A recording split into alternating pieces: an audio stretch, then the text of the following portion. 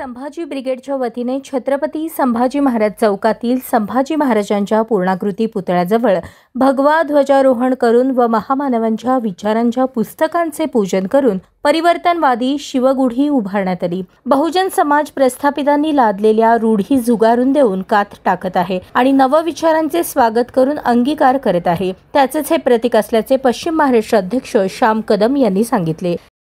संभाजी ब्रिगेडच्या वतीने त्या छत्रपती संभाजी महाराज यांच्या पूर्णाकृती पुतळ्याजवळ आम्ही महामानवांच्या पुस्तकांच्या शिवविचारांची शिवगुढी या ठिकाणी उभी करीत आहोत।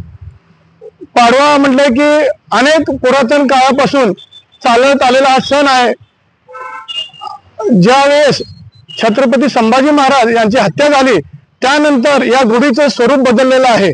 पूर्वी गुढी म्हणजे की एक पताक्याची गुढी असायची जो विजय आनंदोत्सव साजरा करण्यासाठी आपल्या दारात बांधली जायची।